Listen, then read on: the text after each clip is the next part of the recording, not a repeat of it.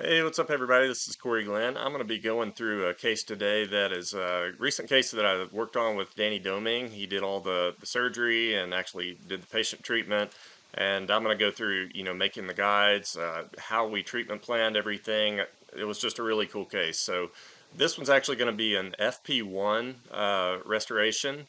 And on the lower arch, we just placed a couple of individual implants to complete that arch. And then the upper was just kind of too far gone. So we ended up taking everything out on the top and placing, I believe it was 6 implants, and then doing an FP1 restoration up top. So it turned out really nice, and we'll just kind of go through this. Real quick before I get started, if you are interested in learning more about this kind of stuff, guided surgery, complex cases, a couple options coming up to learn. So I've got on January 26th and 27th my basically level 1 course, which is comprehensive guided surgery. That one will be at my farm here in Tennessee. And so the registration for that one is open right now. I'll try to put some links and stuff on the screen and in the post as well. And then also we're going to be doing the advanced full arch course in February. Now the exact date isn't determined yet. Hopefully we'll have that pinned down by the end of the week. But once we do, I'll try to update the comments and make sure that I put the registration link in there. But that will be in Houston, Texas. And check out the websites. It's CoreyGlenn.org for my personal stuff, and then Digital Dental Masters is the website I run with Danny, which will have the advanced full arch course on there. And then also check out Danny's lab website, which is Louisiana Dental Implant Lab. Lots of cool stuff on there. Excellent lab for really anything, but particularly for anything implant related. Danny's kind of the master of that, and so they've got a really dialed in workflow. And then also for the little Lavi Vortex screws that Danny sells, those are an excellent option if you do a lot of milled or printed restorations, like to angulate screw channels, go directly to multis, all of that kind of stuff. So I'll have the links on there, and with that said, let's go ahead and jump into this case. Okay, so as I mentioned, this is going to be a maxillary FP1 with immediate load, and it's going to be on 6 implants.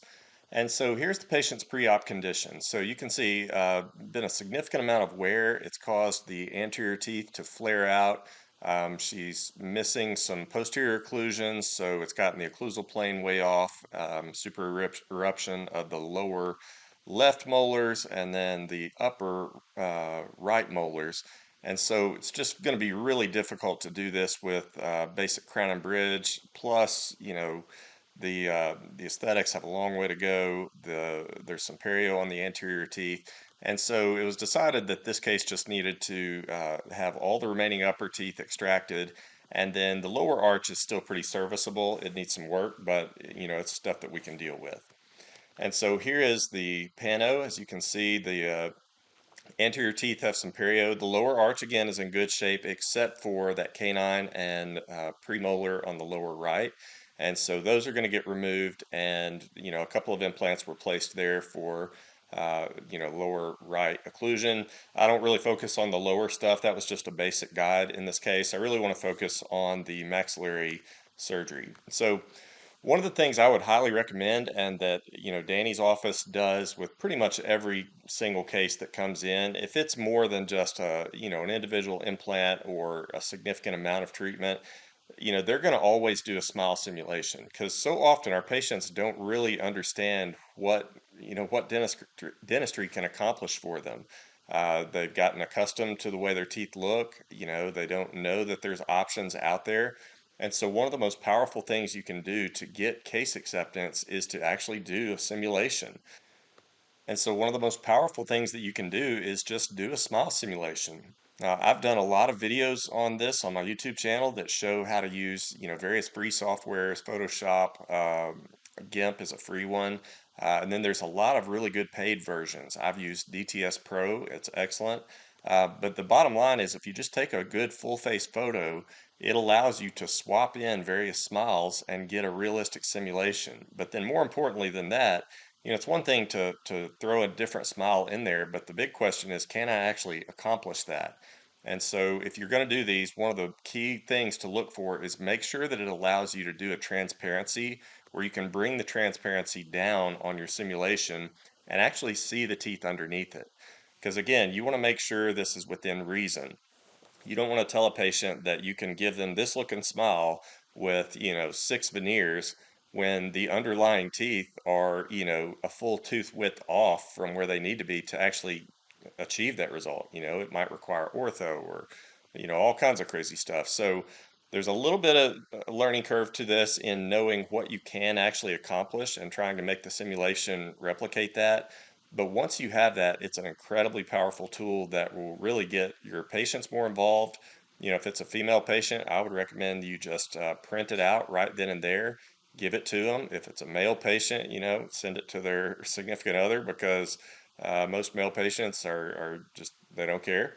But their wife usually does, or their girlfriend. So get this, and this not only serves to really help with patient motivation and helping them understand what's possible, but from my perspective, now not as the treating doctor, but doing more lab related stuff, this is pure gold to me to be able to look at it, and it gives me now a reference of, okay, here's where the teeth are, but here's where we would like them to be.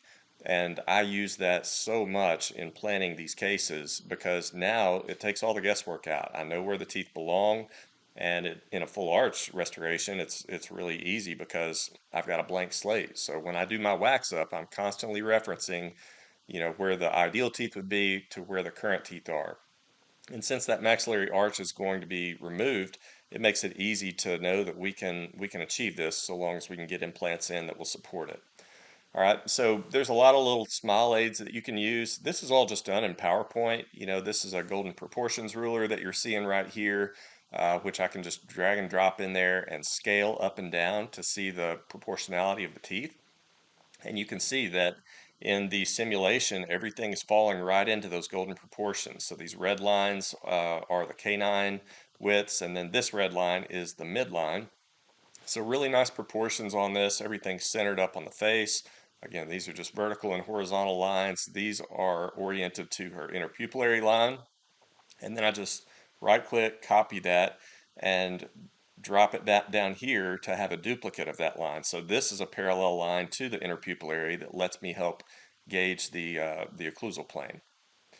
All right, and just to zoom in now, you can see this. And so I don't have the image of that, but if you were to take this transparency down a little bit on the simulation, now I would be able to see exactly where her existing teeth are underneath that. So again, a very valuable tool. So this is the goal that we're trying to get to. And this was all done in Danny's office as far as the simulation. And then he sent me all the data, the scans, all that kind of stuff. And then I was able to plan it. It made my planning a lot easier. But again, just for reference, look at where her existing canine is. All right. And compare that to where we would like it to end up. These are mirror images of each other. So that's really telling that these teeth are shifted over towards the left side of her face. Very valuable for me when I go to start doing this wax up.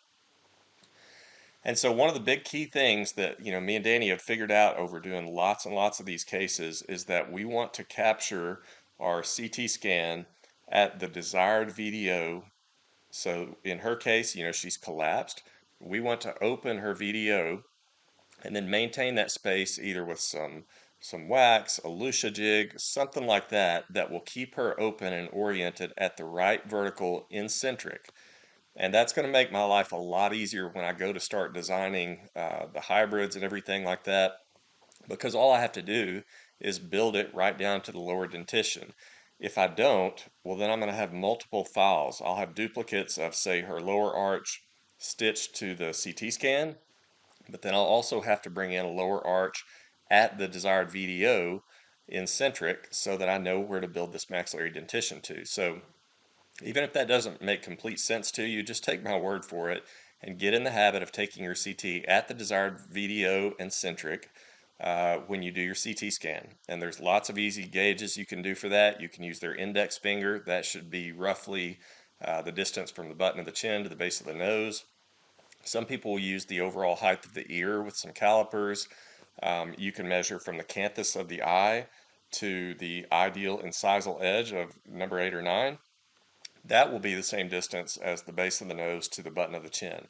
Lots of different methods you can do. I'm not going to go into all of them, but just take my word for it, it's worth getting the patient in-centric at the right video before you do all your scans. And so Danny sent me the CT scan, and I went ahead and opened that in Blue Sky Plan, and then I also have her intraoral scans. Okay, so I took the scans and I stitched them to the CT.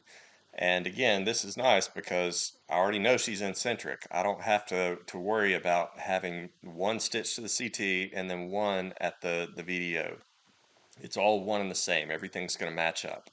All right, so we got this stitched up in Blue Sky. And then Danny also took a facial scan. Now, this is, again, very valuable for me as the person doing the planning because now it's impossible for me to miss the midline. It's impossible for me to get the occlusal plane out of whack where it's not parallel to the interpupillary line. You know, here I can see her ear, I can see the allotragus line, the interpupillary, the facial midline.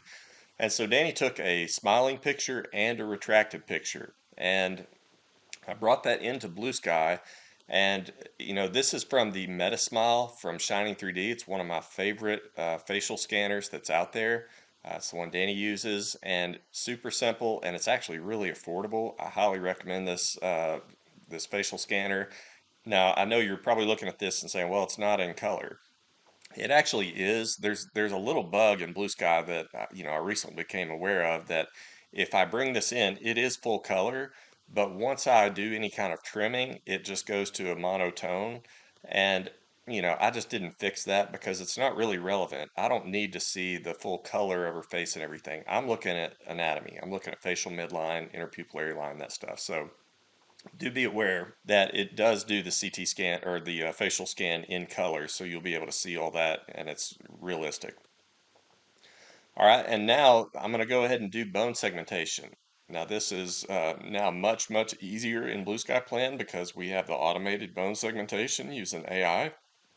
And so right within Blue Sky Plan, you can go into the Model Master module and just go to segmentation and you'll see automatic jaw segmentation. All right, so we did that and I opted to segment the teeth and the bone. And so that's the data that you're seeing here. It's all superimposed on one another. There's no stitching or anything like that involved. Now, part of the workflow that I always do is I'm going to bring in some facial planes that I can orient to the patient's interpupillary and to their facial midline. And I'll also orient that horizontal plane to their allotragus. And that now gives me a reference to say, okay, the maxillary teeth need to get, you know, the occlusal plane brought down to right here. It's just virtually impossible to miss. And so these planes I actually bring in, I generate them in Mesh Mixer just based on the face. So I line up the horizontal plane to allotragus to interpupillary, and then I right click and duplicate that. I bring the second one down to roughly the area of the incisal edge of 8 and 9. And I'm just going to be able to use that now as a visual reference when I'm doing the prosthetic wax up. And then I'll also duplicate it and just turn one of them 90 degrees so that now I can bring that one over right into the facial midline. So this lets me turn off all these models when I'm doing my wax up and simply see here's where the occlusal plane is, here's where the midline needs to be, and it just makes my job so much easier when I'm doing this wax up. And so here's an ideal wax up based on that. And so I've aligned things right to the midline here and to the horizontal planes that I've determined. And this is where we actually want the teeth to end up. All right, so this is my pontic wax up. And I actually took a lot of care in, you know, usually when we do a wax up, we're mainly focused on, you know, the incisal edge and the occlusal surface. And obviously that's extremely important. But being that this is an FP1 case, I actually went a little bit further and I tried to pay a lot of attention to the pontic form where that's going to interface with the bone. Because what we're going to actually do in this case is kind of a scallop guide. You know, in order for an FP1 to look like it's naturally emerging out of the gingiva, you need to contour the bone to basically accept those pontics. And so this is going to allow me to know, okay, Danny, you need to adjust the bone right here. You need to take it down a bit. You need to stretch this socket over because with this prosthetic wax up, that's where the bone needs to be to accept this. All right, so that's kind of the idea of what you're seeing here. And again, if you turn back on the facial scan, you can kind of see where the incisal edge is in relation to that. Now, frankly, I don't find these facial scans to be all that useful for evaluating the dentition under it. Honestly, I can get a better idea of things from a 2D nice smiling picture.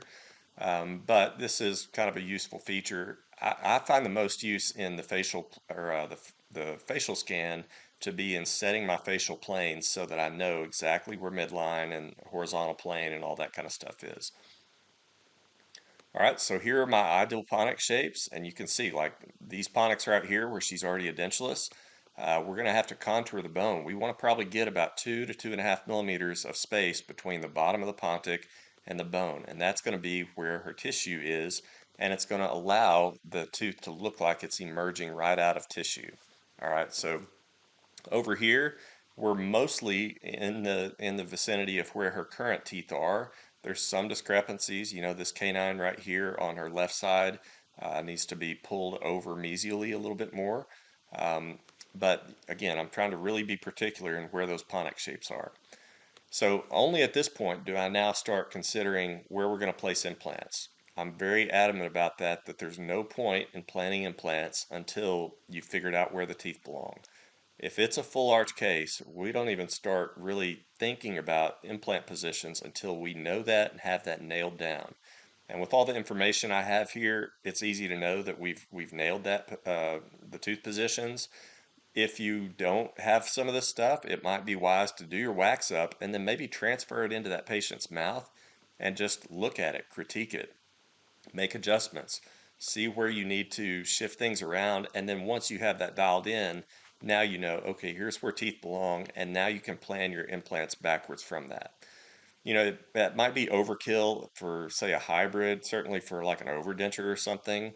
But for an FP1, we have to be so meticulous in getting the implant positions dead on perfect. We want to be coming right through cingulums. We don't want to leave anything to chance because we just don't have the restorative space to make really large angle corrections, and we don't have the vertical height to, try to fit in all these custom abutments or, angled multis, some of that kind of stuff. And so we really want to nail our implant positions. And so once I had the wax up, I was able to plan out these 6 implant positions. Danny looked at them, tweaked them a little bit from his surgical perspective, and this is the sites that we ended up with. We're going to basically go second molar areas back here where she had some remaining bone back near the tuberosity. We're going to go just distal of this canine. And then we're going to go laterals. Now, usually, Danny prefers not to go in the lateral positions because it's a little bit more difficult uh, to design your restoration. But based on where her bone was and some other factors, I won't go too far into it. The laterals ended up being the best positions in the anterior to put those implants and get a nice AP spread on the implants. And so we've got premolar area on each side, we've got lateral on each side, and then roughly tuberosity or second molar on each side.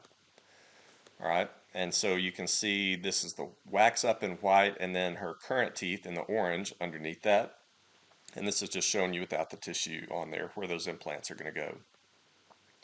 If you want to see them in cross section, here are those sites. And so back near this tuberosity area, we tried to go with a really fat implant because there's really soft bone, obviously, and because there's not a lot of vertical height. So I think this was like a 7 millimeter wide implant, and on this side, this is a 6 millimeter implant. Now, this one does not have enough bone on the buccal and lingual, so Danny did some bone spreading there to try and maintain that 1.5 to 2 millimeters of bone on all sides of the implant.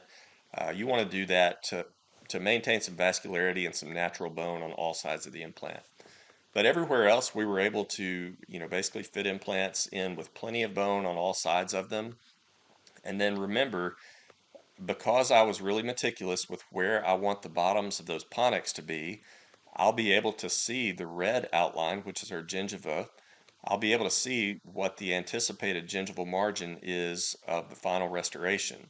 And so we want to go at a minimum 3 millimeters apical to the intended gingival margin level with our implants. And so that's what's helping determine how deep that we're placing these implants. That helps me know how much restorative space we're going to have, right? I've got to consider all of these factors when we're thinking about a complex case like this. All right, so I'm not going to try to necessarily teach you how to make this guide in this video. This is more to get a big picture and to understand more of the treatment planning and then just the overall process. If you're interested in getting really down in the weeds on how to exactly design this, that's what the courses are for. You know, I've got online courses, we've got the in-person courses coming up. And you might be able to piece a lot of this together just based on old YouTube videos and stuff. But there's a lot that goes into this, so I'm just trying to give you the 50,000 foot overview. So my first step is I just took the segmented maxilla, and the first thing I did is I actually closed up all the sockets. So I just selected them, deleted them, and then closed those holes because I wanted to make simply a guide right on the bone. Now this is a guide that doesn't include any tubes or anything. It's essentially a night guard that sits right on the bone. 2 millimeters thick because we want to keep it relatively thin so Danny doesn't have to reflect the heck out of her gingiva. You know, the less reflection he can do, the better. So this is just a 2 millimeter thick guide made directly on the maxilla. All right. Now remember, we've got to know where to contour the bone to, and so what I can do is now turn on those pontics from my ideal wax up, and I can see exactly where those are penetrating through this guide. All right, that's going to tell me the areas that need to be scalloped. All right, now that would be, if I just did a dead zero subtraction, that would be essentially where the pontic apex would go. But remember, we need space between the tissue, I'm sorry, the bone and the pontic for the tissue to reside. So what I did is I took the apex of all of these pontics, I offset them by 1.5 millimeters. All right, and then that new surface, those offset pontics, that's what I subtracted from this guide. And now you can see this is where Danny is going to need to contour the bone to accept this wax up. All right, and if he does that, he'll end up with roughly 1.5 millimeters, 2 millimeters of space uh, underneath the pontic for his tissue to fill in. All right, and a lot of these, they'll roughly coincide with the sockets, and there may be only very minor contouring that he needs to do. But you know, for example, back here and here, those don't have any teeth there at all, and so really useful visual indicator to know, okay, here's exactly where I need to contour this bone if I want to get a nice looking natural emergence. All right, so here you can see that same scallop guide is what I'm going to call this. This is a scalloping guide overlaid onto the bone. And this jaw right here is showing that guide with no trimming done.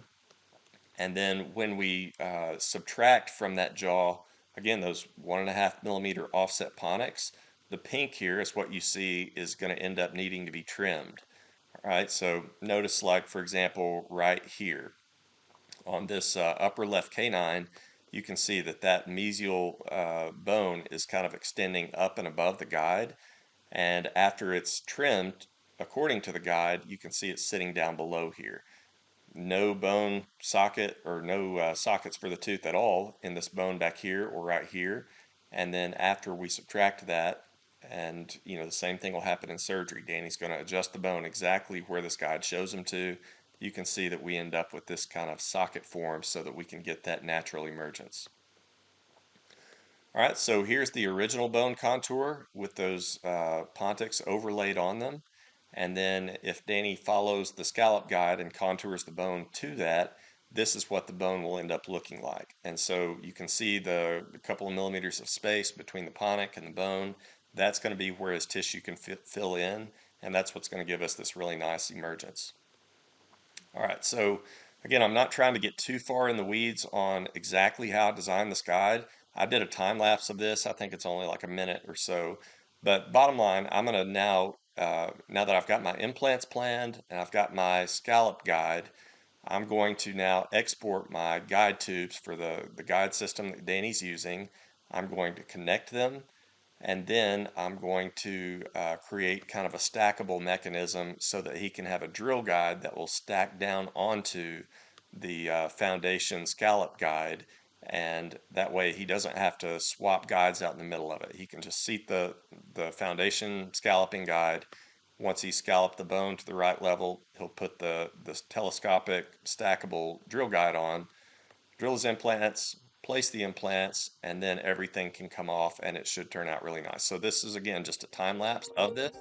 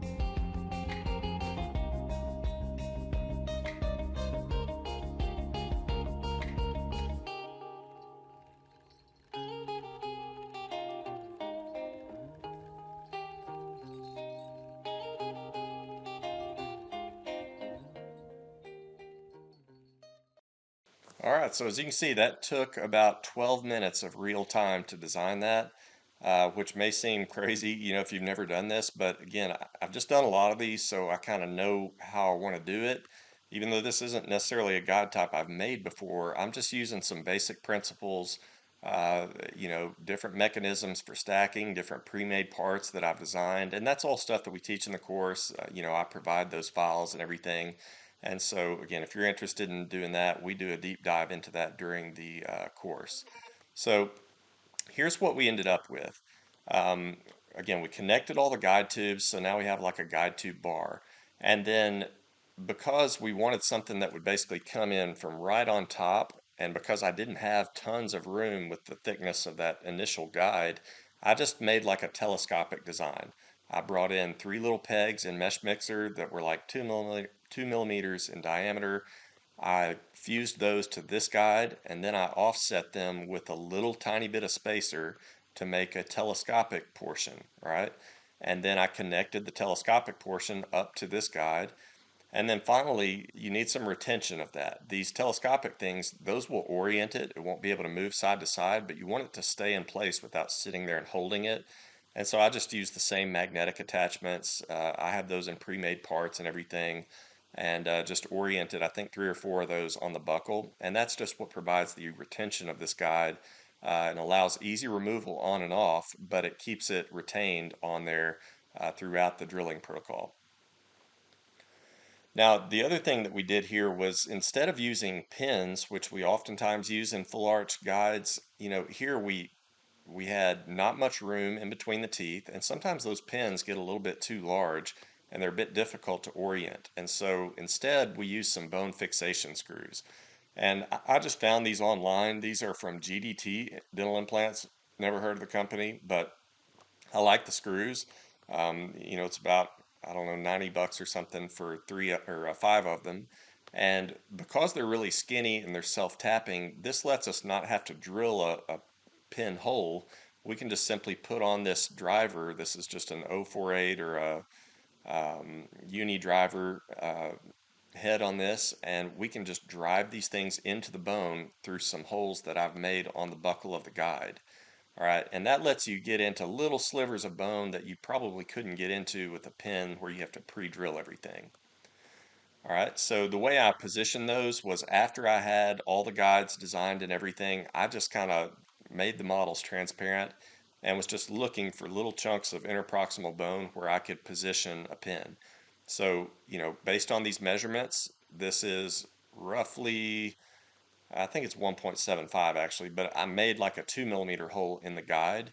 So I made a custom 2 millimeter pin and I just positioned this where maybe 5 or 6 millimeters was penetrating into bone, where I know Danny can grab some to get some stability on this guide. Again, once he's got this fully seated, we want it to stay there and not move around at all during the process. So this is where those pins were, and then just simply by subtracting these, we end up with, the fixation holes that those pins can go into. So once that was all done, this is what we end up with. This is the initial foundation scalloping guide. All right, so Danny's going to lay his flap. He's going to open it up just enough for this guide to seat. It does not extend all that far on the buccal, particularly on the palatal, and it's razor thin here on the palatal, so he can just kind of lift that periosteum just a bit and that will slide under the flap. The buccal, he's opening up a little bit more, but we don't have to have a tremendous amount of buccal reflection or reflection overall to get this thing seated. And then finally, once he's done his bone scalloping and he knows his foundation guide is fully seated, now he can put on this telescopic drill guide and he'll be able to drill his implant osteotomies, place his implants fully guided, and then he can start his restorative process. All right, so here again is just another video showing how these guides are oriented to one another and how they kind of go on and off and stack together. So you can see that that's going to go up and down, and it's just telescoping on those 3 parallel pins that I created right here, and right here. And then the magnets, which are going to be embedded, they're just purely providing retention. All right, that's all that we're doing here. So Danny printed all this stuff up. I always recommend that you print the model of the jaw so that you can test fit this, get an idea of how it seats on there. And this was all just done in surgical guide resin. So this is the foundation scalloping guide, and then if you stack on the drill guide, this is what that looks like. And these are just those pins kind of showing how they're oriented. All right, just an occlusal view of the same thing. And then here they are separated apart and stacked together. And so this is all now from Danny's surgery. So the very first thing that he's going to do is he's going to screw in these little palatal bone screws with this orientation marker, because one of the things he'll use in this process is his iMetric. So once he gets his implants in place, he'll end up doing iMetric scans so that he can get really precise implant positions from his photogrammetry unit without doing a physical model or anything. And that's going to allow him to keep a fully digital workflow, but design an FP1 restoration that is going to be dead on passive, and then he can print that, he can mill that, whatever he wants to do. But the reason for these is that, imagine if you've taken your initial scan of the arch right here. Well, now once you pull out all these teeth, you place your implants, your gingiva's all been reflected off. Really, the only common data you're going to have between those scans to get your final scan stitched back to it would be this palatal tissue. And it might, get edematous and filled with fluid. It's just not great for stitching. So the idea with these is it's going to give a landmark to stitch to that remains constant and doesn't get changed throughout the surgery. So once he does his iMetric scan, and his intraoral scan, he'll be able to just now stitch that data right back to this, and it'll be dead on because he can use these little reference markers. And then once you're done, you just pop those out, leaves a tiny hole, patient doesn't hardly even notice it. All right, so Danny did his pre-op scan with those in place so that, again, he's got something to stitch this data back to once he scans with the implants in place. And now he has seated that foundation scalloping guide. All right. And again, he's going to know now to scallop right here, right here, right here, right here. For example, this socket, you can see the bone is extending out beyond where my guide is, so he knows he needs to scallop right there. This chunk of bone, right? There's little places like that all over that he's going to need to contour the bone so that it will accept these pontic forms once we deliver this restoration.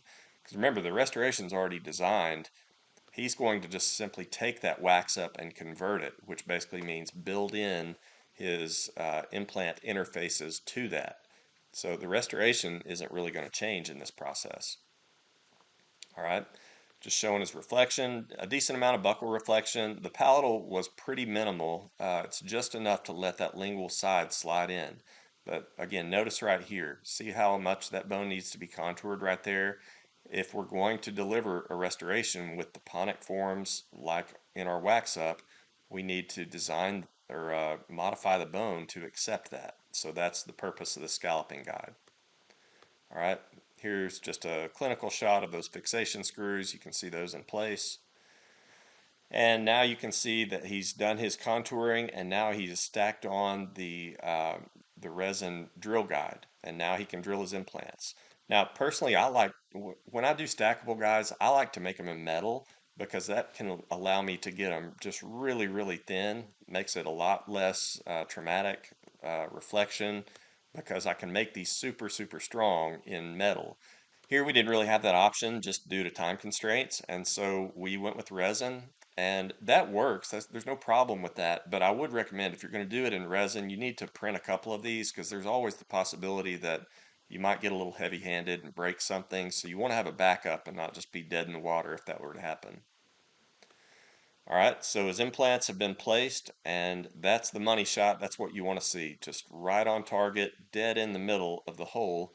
And you can see that he's grafted all the gaps where the implants are going to go. And usually the best way to do that is to go ahead and graft the socket and then maybe run your drill back through it just to clear out just the area where the implant's going to go. And now when you place that implant, it will compress your graft into that gap so that you get a really nice dense fill. All right, you can see he's grafting this buccal gap here. And now we've got all 6 implants in place, and the surgery at this point is complete. So at this point, and I don't have a lot of pictures from the iMetric scanning stage of this. Again, these were the photos Danny sent me of the surgical portion. But what he's going to do is he's going to now put on the little iMetric intraoral scan bodies, and he's just going to take the guide off. He's going to do an intraoral scan, picking those up. And the idea with photogrammetry is that, when you do that intraoral scan, we know it's not all that accurate. It's relatively close, but intraoral scanning is just simply not accurate enough, any way you cut it, to get a passive, perfectly fitting restoration without any distortion. It's just not. And so he's going to do his intraoral scan with the scan bodies on there, and it's going to get the overall shape, and it's going to have these little markers that lets him stitch back to the pre-op. And it's going to be close, but we know it's not accurate enough for him to do a nice passive restoration on. So after he does the intraoral scan, now he'll put on the little dominoes and take his photogrammetry scan. And the idea with that is the photogrammetry scan is not picking up any tissue or bone or anything like that. It is purely picking up implant positions relative to one another, but it does it at an extreme degree of accuracy. So highly, highly accurate implant positions relative to one another. And in the workflow, it lets you now stitch those perfected implants back into the intraoral scan, which we know was a little off, and it corrects for those implant positions in the intraoral scan. And now you've got all digital data that you can proceed with a full digital design on the prosthesis. All right, so here's the intraoral scan bodies, and he's going to do his intraoral scan, and he's going to pick up these scan bodies in the palette too. Or they're not necessarily scan bodies, they're more just stitching references. All right, he takes the scan of this, and then he puts his domino on. He's going to take his photogrammetry scan. And once he does that, everything gets removed, and you could do a same-day restoration, but most of the people I know doing photogrammetry find it a lot easier just to release the patient. It's not like they're going out to the club that night anyway after a big surgery like this. They're just going home. Let them have the rest of the day off, and then get them back in the morning. And overnight, you've milled or printed that ideal restoration, and you can just get them in and deliver it. So usually some loose stitching across here that gives you room to access those implants, and you'll be able to just get them back on the next day and screw in that restoration. All right, so again, Danny took my wax up in ExoCAD and he had his lab now just do the conversion on this. And so um, we have all the data. We have implant positions. We have it relative to the lower jaw. And now he can convert my wax up, build in the implant interfaces. And I think he did this on multis, and I'm not 100% sure on that, but I'm pretty sure he did this on multi-unit abutments. So he'll be able to build in his multi-unit interface into the wax up, and then they can do some further refining and dial in occlusion or whatever if there was something a little off with that. And here she is the next day when Danny gets her back and delivers this. Again, notice how close we are on the golden proportions here. We're matching up with the facial midline, right? Everything looks like it's dialed in really nicely, and this was just printed sprint rate on X for the temps, all right? And I really like, printed temps, particularly for a hybrid. Usually for an FP1, the biggest difficulty in an immediate load FP1 is that your temps, they're going to be so thin and they've got all these embrasures that create a weak spot. And so they can have a tendency to break. So I really like PMMA, but Danny chose to do this one in printed and it's done beautifully. So again, this is just a nice workflow and it's a beautiful looking restoration. Turned out really nice. All right.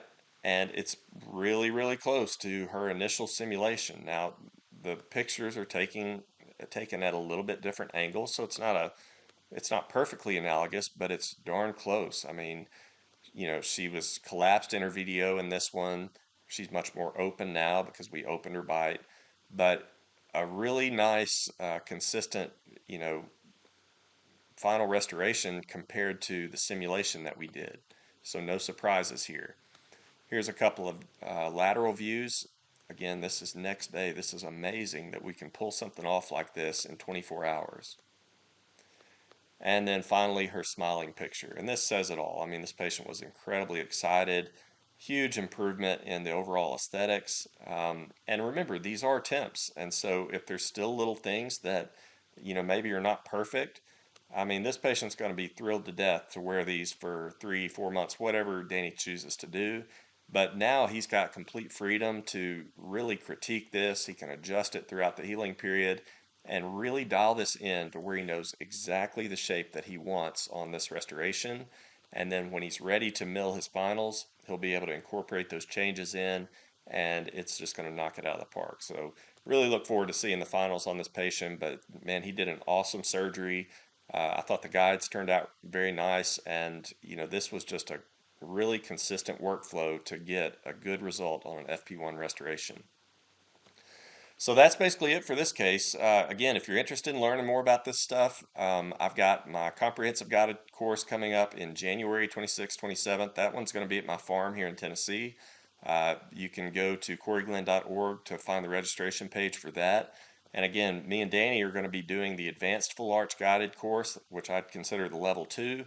We'll be doing that in February in Houston, Texas. The date is to be determined later this week, so if you're interested in that and want to get updates as soon as we do post the final date and have registration up, just send us an email at digitaldentalmasters@gmail.com and we will keep you updated on that as we find this out. Just a quick word of advice, if you're interested in doing this level 2 course and you've not really done much in the way of guide planning, you will be lost as a goose. I'm just telling you, you need to have a basis of knowledge of having done some guided surgeries before jumping into that one. So would highly recommend either already having some experience in doing guided surgery and you've executed some of those clinically before jumping into this one, because you will most certainly be jumping into the deep end on this one. So take that for what it's worth. We're not going to screen you and require credentials or anything, but I'm just giving you a heads up. We get deep in this one. All right, so hope you can make it for that, and hope you enjoyed this presentation. If you got any questions, let me know, and we'll see you later. Thanks.